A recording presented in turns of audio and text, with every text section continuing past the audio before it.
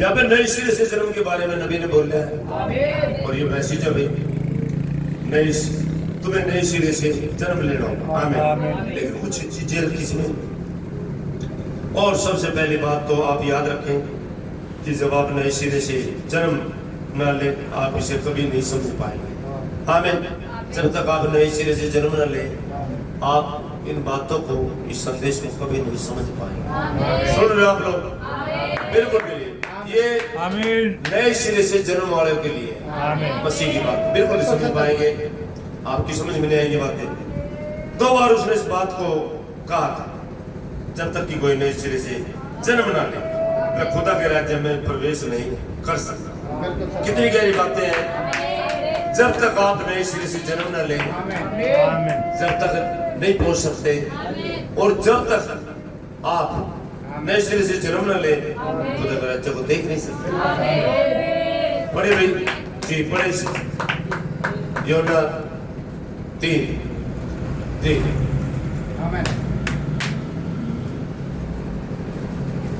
जी Nicodemus जब उसके पास जाता है रात को, आमीन, और कड़ी यहाँ पे दिखाई नहीं। फरीसियों में निकोदेमुस नाम का एक मनुष्य था जो यहूदियों का सरदार था। हालेलुया। उसने रात को यीशु के पास आकर उससे कहा, हे रब्बी, हम जानते हैं कि आप खुदा की ओर से गुरु होकर आए हैं। हम जानते हैं रात को गया खुदा की ओर से गुरु हो गया। आमीन।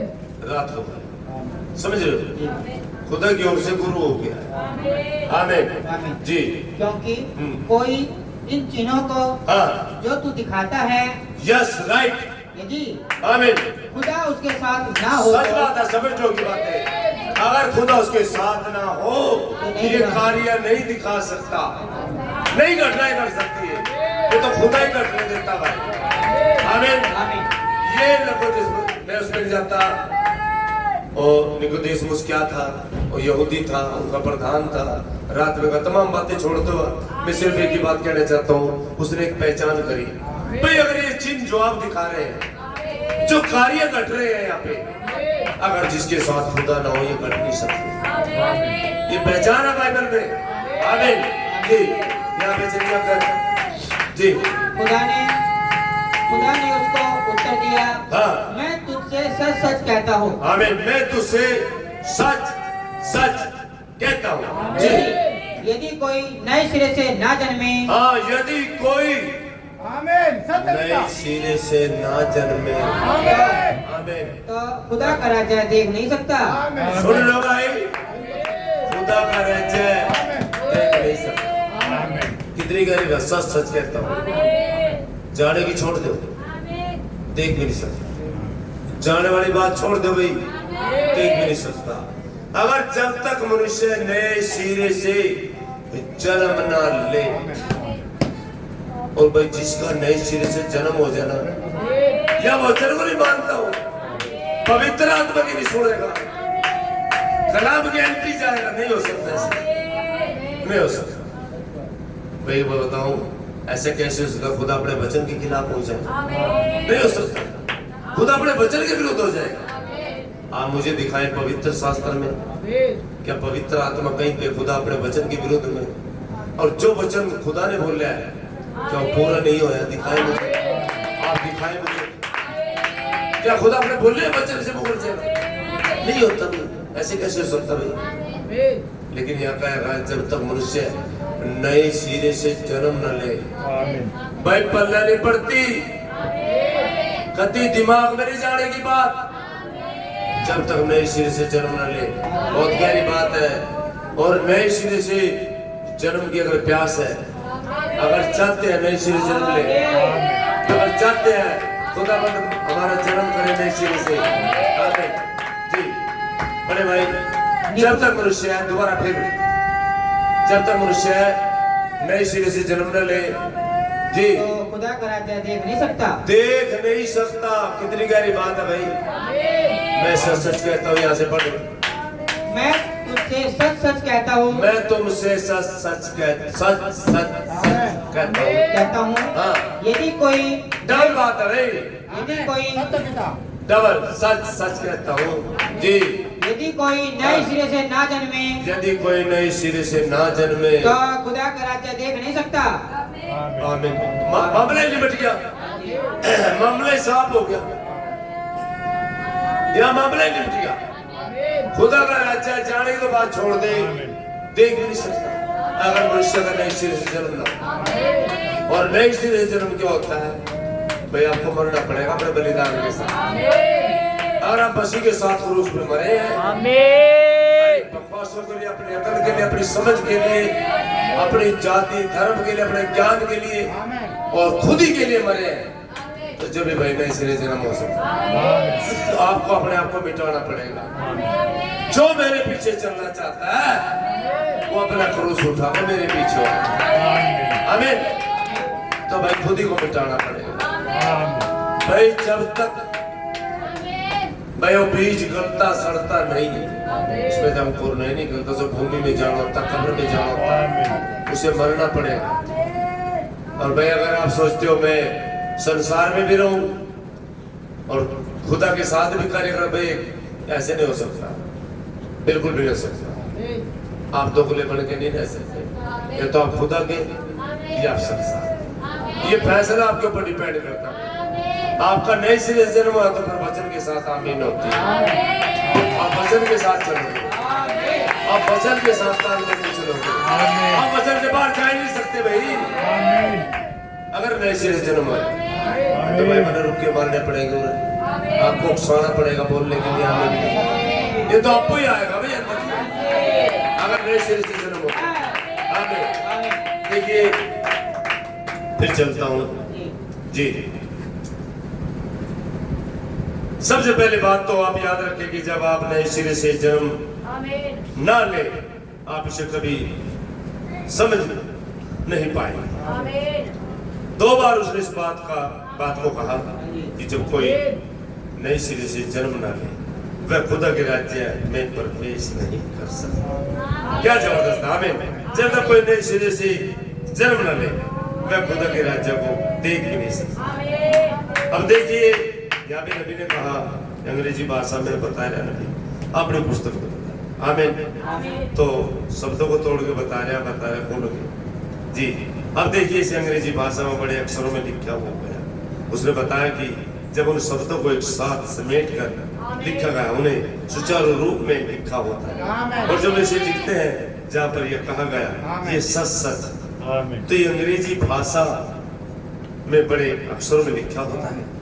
और ये सच सच कहता हूँ, ठीक इसी शब्द का एक स्थान या कई जगहों पर पूरी तौर से। सच सच का मतलब है जब मैंने इसका ढूंढा तो पूरी तौर से।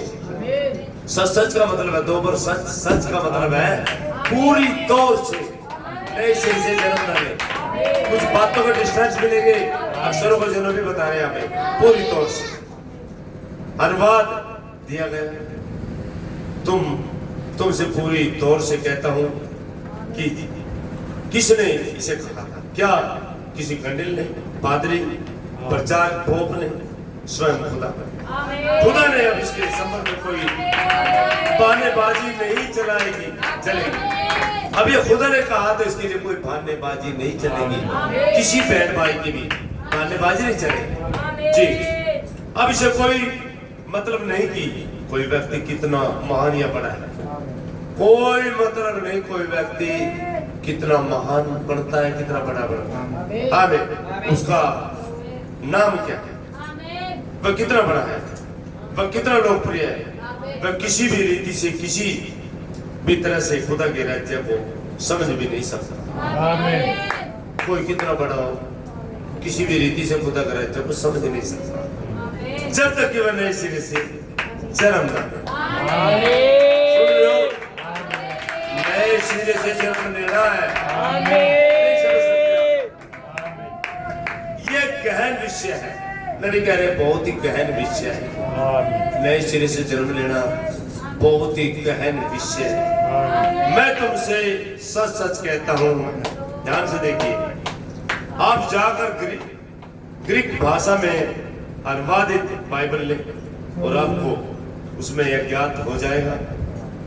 आप इसे अपनी आंखों से ना देखें, आमीन। आप इसे अपने हृदय में रखें। आमीन। आमीन। आंखों से ना देखें, अपने हृदय में रखें। देखिए, आप खुदा के राज्य को अपनी आंखों से नहीं देखते, नहीं देख सकते, क्योंकि यह तो आत्मिक राज्य है। आप नहीं देख सकते इसे भाई, ये आत्मिक राज्य है। ये नबी के स्टेटमेंट बोल रहे भाई, थोड़ा ध्यान से समझे। इसे दूसरे शब्दों में कि तुम खुदा के राज्य को कदापि नहीं समझ सकते जब तक कि तुम नए सिरे से जन्म ना ले लो। खुदा के राज्य को नहीं देख सकते जब तक कि तुम नए सिरे से जन्म न ले लो। यह तो बस पूरी तौर से सुलझा हुआ एक गुप्त भेद है। ये गुप्त भेद है, नहीं कह रहे हैं। जब आप नए सिरे से जन्म लेते हैं तो खुदा के राज्य योजना खुदा को खुद ब खुद आपके लिए हकीकत बन जाता है। आमीन। और पेशरों की समेत और पेशर तो इसको सुलझाया करी। देखिए, यह तो बस पूरी तौर से खुदा का सुलझा गुप्त भेद है। जब आप नए सिरे से जन्म ले लेते हैं तो खुदा के राज्य की योजना, खुदा का राज्य खुद ब खुद आपके लिए एक हकीकत बन जाती है। हकीकत बन जाती है। आमीन। बड़े ध्यान दें, जैसे कि यह नबी समझा रहे, जैसे कि भवन निर्णय करने वाला ठेकेदार होता है, वह किसी इमारत को तब तक नहीं बना सकता जब तक वह उसका मूल नक्शा पढ़ना। थोड़ा गहरी है। यदि वह नक्शा नहीं समझाता तो उसे इमारत का निर्णय नहीं करने की कोशिश की।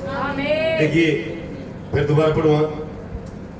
जैसा भवन निर्णय करने वाला ठेकेदार होता है, वह किसी इमारत को तब तक नहीं बना सकता जब तक कि वह उसका मूल नक्शा न पढ़े।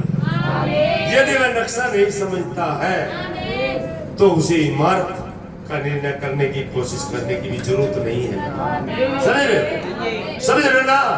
और निर्णय नहीं करेगा और निर्माण नहीं चालू, कार्य नहीं चालू करेगा जब तक उसे सही समझ नहीं लेता, उस कार्य को नहीं समझ लेता तो उसका निर्माण नहीं करेगा। समझ रहे हो? आमीन।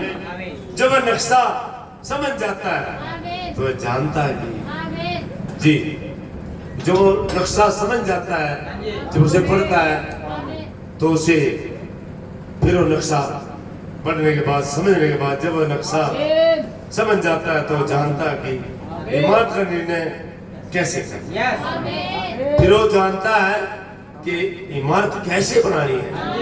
आमीन।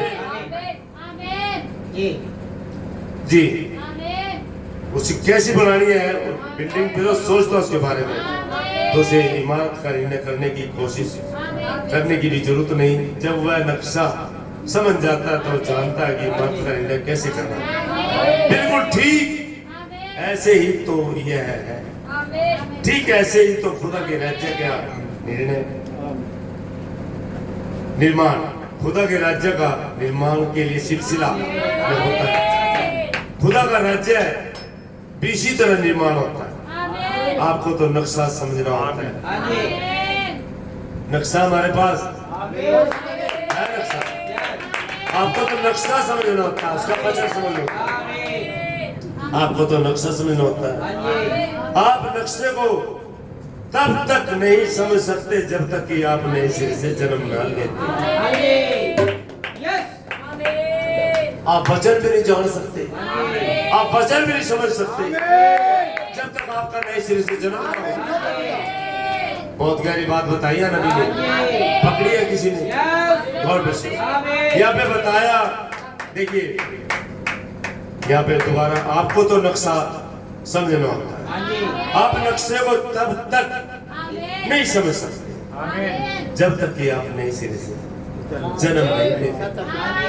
और जब आप नए सिरे से जन्म ले लेते हैं तो उसके बाद भी अगर आप नक्शे का इनकार करें तो आप क्या होते हैं? आप कौन है?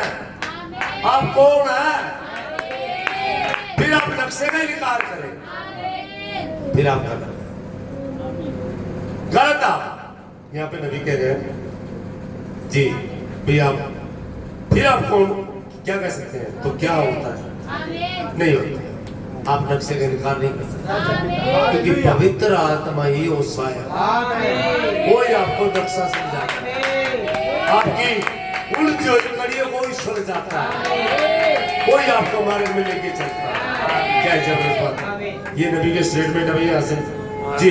फिर मैं यहाँ पे थोड़ा यहाँ पे आता हूँ दोबारा से नबी के संदेश में, और भाई चले हमें जी पेज नंबर 27 जी 27 पहला पैराग्राफ छोड़ के दूसरे में, यीशु जब वहां पृथ्वी पर था तो वह यहाँ पर नबूवत से बात कर रहा था। उसने कहा था कि जैसे मूसा ने जंगल में पीतल का सांप ऊंचे पर उठाया, वैसे ही मनुष्य का पुत्र भी अवश्य ऊंचे पर उठाया। आमीन। ऐसे तो अवश्य ही होना था, जो कि ठीक उसी रीति से, ठीक उसी काम की, ठीक उसी मकसद, उसी काम की। बहुत सी बार लोगों को यह बात दुविधा में डाल देती है जब देखते हैं कि सांप यीशु को दर्शा रहा था, यीशु को दर्शा रहा था। सांप ने यीशु को इतना ज्यादा दर्शाया था कि आपने ध्यान दिया, सांप भरा हुआ, बड़े ध्यान से सुनो, उसके अंदर जीवन नहीं था। यीशु मरा, ये वैसे ही था जैसे कैन ने हाबिल को कहा था। आमीन। हाबिल अपने बलिदान के साथ वेदी पर मरा था। जब हाबिल अपना बलिदान चढ़ा चुका, मैं अपने बलिदान को अपने पापों के लिए अर्पित कर चुका, तो उसके बाद ठीक उसी वेदी पर अपना बलिदान के साथ ही मर रहा, जिसे आपका नए सिरे से जन्म हो जाए। आपको अपने बलिदान के साथ ही वेदी पर ठीक वैसे मरना होगा। सुने बेटी, मैं फिर पढ़ूंगा, जिसे नए सिरे से जन्म हो जाए। आपको अपने बलिदान के साथ ही वेदी पर ठीक वैसे मरना होता है, पीतल की वेदी पे मरना होता है। समझ रहे हो? जैसे यीशु मसीह मरा था, आपका नए सिर से जन्म होता है। आप सांप के अंदर तो कोई जीवन नहीं था जी। बढ़ गया और आप कहते हैं जी, वह पीतल ही क्यों था? हाँ, पीतल न्याय को दर्शाता है। पीतल न्याय, एक मिनट भाई इसमें बोल लूं, हमें कॉल पे से थोड़ा हुआ।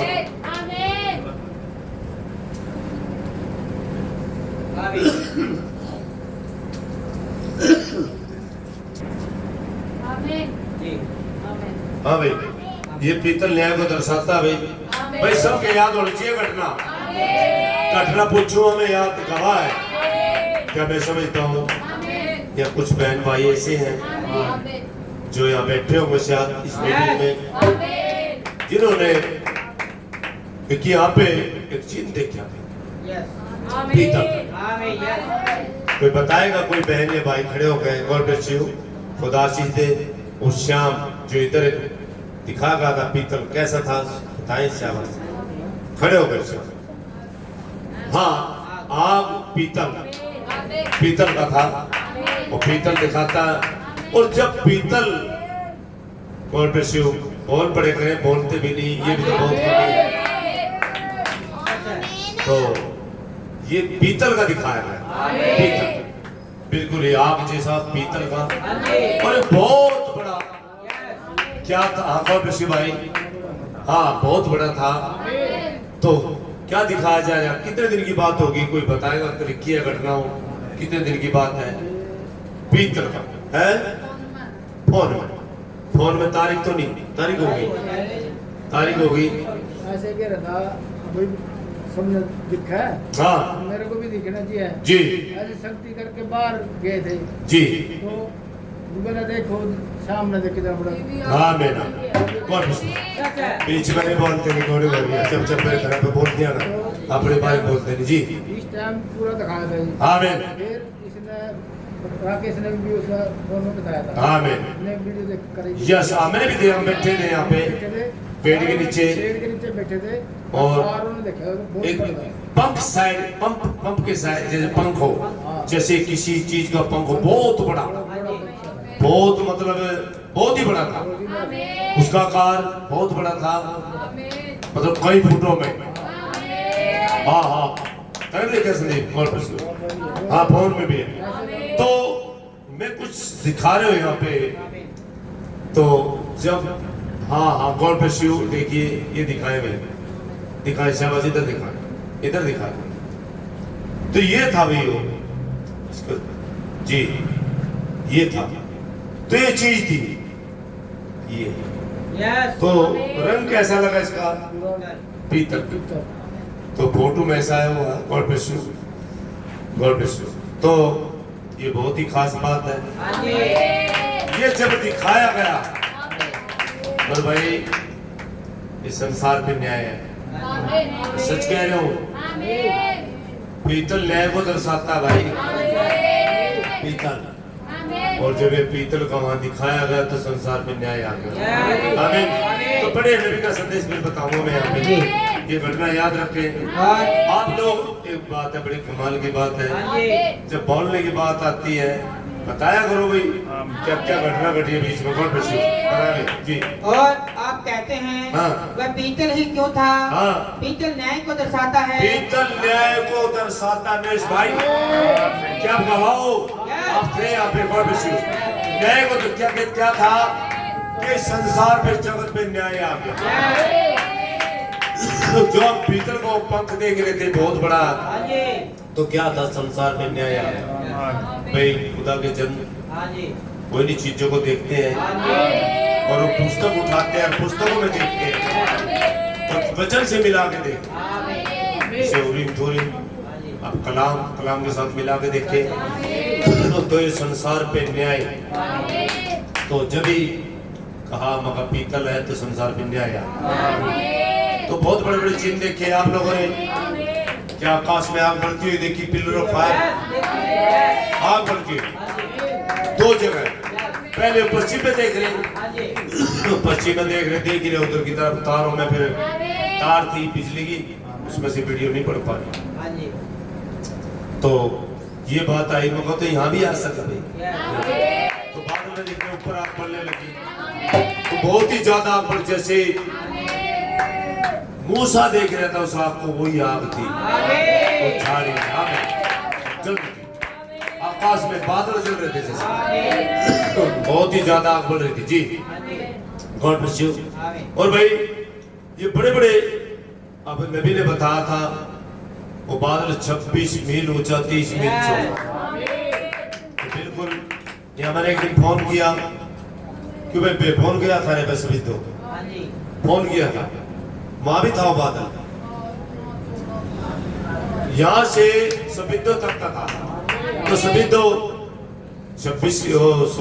30 किलोमीटर है, और उससे भी 35 लगा, उससे आगे भी था, आगे भी दिख रहा था। हाँ, तो कितना बड़ा था सोच के देखे। तो नबी ने कहा 26 मील ऊंचा, 30 मील चौड़ा, मील किलोमीटर से ज्यादा होते, मील किलोमीटर से ज्यादा था, डबल। तो सोच के देखें ये सारी घटनाएं यहाँ घटी। आमीन। उधर एक दिन और राजदंड, यहाँ पश्चिम में राजदंड दिखाया, सफेद राजदंड। यहाँ घटना ऐसी घट ली, खुदा का धन्यवाद हो। फिर आप लोग ये चीज देख के भी फिर भी आंख नहीं खुल रही, तो क्या करें? तो खुदा भी है जी। गॉड ब्लेस यू भाई। हाँ बिल्कुल बिल्कुल सच बात है, ये चीजें आपके बीच में घटी हैं। और ये जब मेरे ख्याल के 1.5 साल हो गया होगा, इसने 2 साल, ये जो चंदेवाड़ा जो था 2 साल हो गए जी, 2 साल। तो ये न्याय का चिन्ह था, संसार पे न्याय आ चुका। आमीन।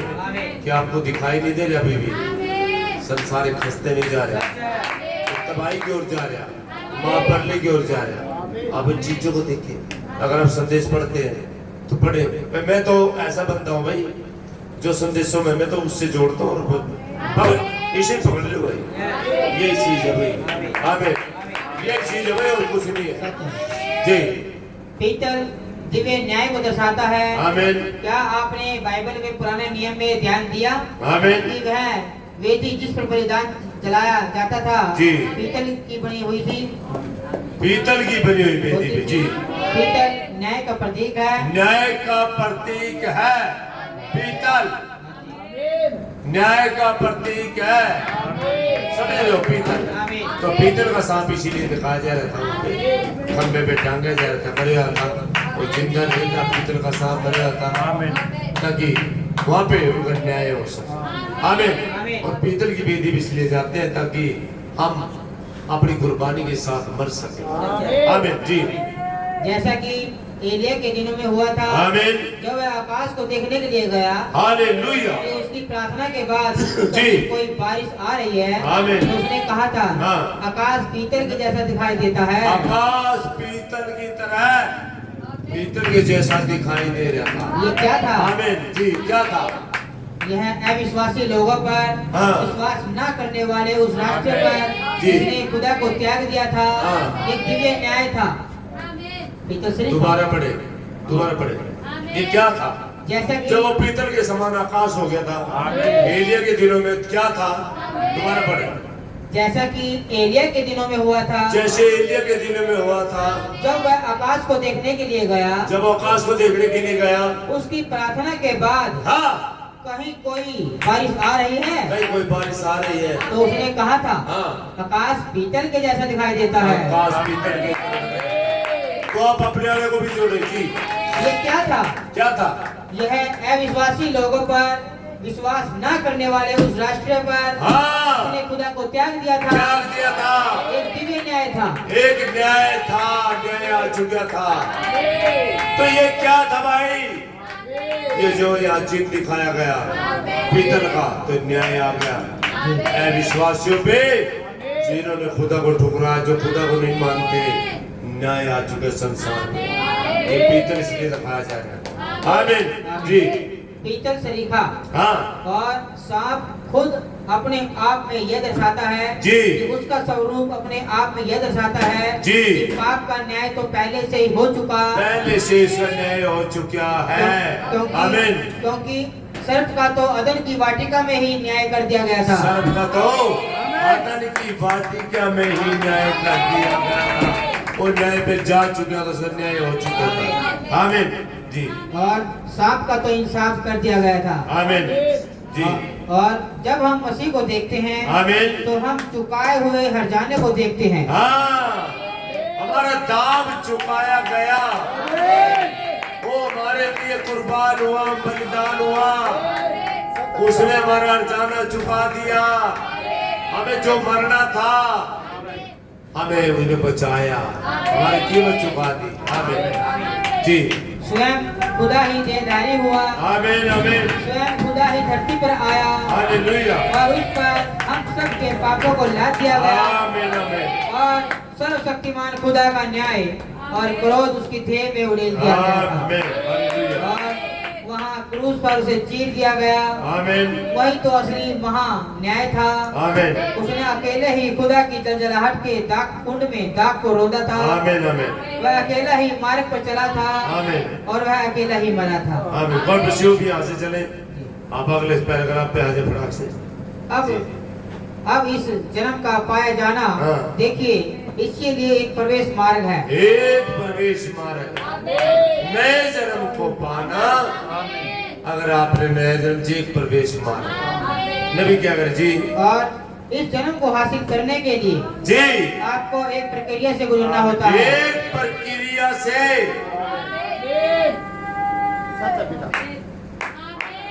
एक प्रक्रिया से गुजरना है। हाँ जी। आमीन जी। आमीन। उस किसी भी जीव के जैसे जो जिंदा रहता है, आमीन।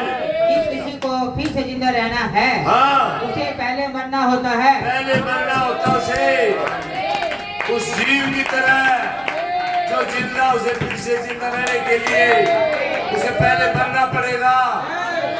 मरे है नहीं, हाँ जी। जीवन लेते फिर जीवन कैसे मिलेगा? पुरानी बातें गई नहीं है ना, पुरानी बातें गई नहीं। तुम में से एक मन फिराओ और प्रभु यीशु मसीह के नाम का बपतिस्मा लो, तो मन फिरा नहीं, मन तो वहीं का वहीं, उन्हीं विषयों पर, उन्हीं चीजों पे, तो मैं बपतिस्मा कहाँ से मिल जाएगा भाई? पवित्र आत्मा कैसे आ जाएगा भाई? जी। और आप ठीक पहली वाली आत्मा को हाँ। अपने पास नहीं रख सकते हैं। नहीं रख सकते। पहले वाला आपका जीवन नहीं आपके पास हो सकता, वो आत्मा आप नहीं रख सकते भाई। एक प्रवेश मार्ग है, इसमें घुसने का रास्ता, एक राजमार्ग है जिसे आपको चलना पड़ेगा। रिक्वायरमेंट है यहाँ पे, खुदा की मांग है, उसे मांग को पूरा करना आपने। जी।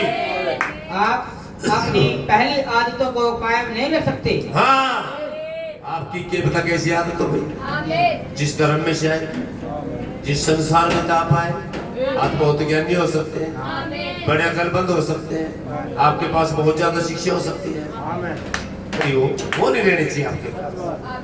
अगर आपने नई सिरे से जन्म लेना तो खुदा का आत्मा लेना पड़ेगा और पत्थर रूपी हृदय को निकालना पड़ेगा, मांस रूपी हृदय। आमीन जी। आप अपने पहले वाले विचारों को कायम नहीं रख सकते। हाँ, ये विचार है भाई, विचार नहीं रह सकते आपके पहले वाले। पहले खुद की, पहले आप जिद्दी अनाड़ी नहीं हो सकते भाई, नहीं हो सकते जी।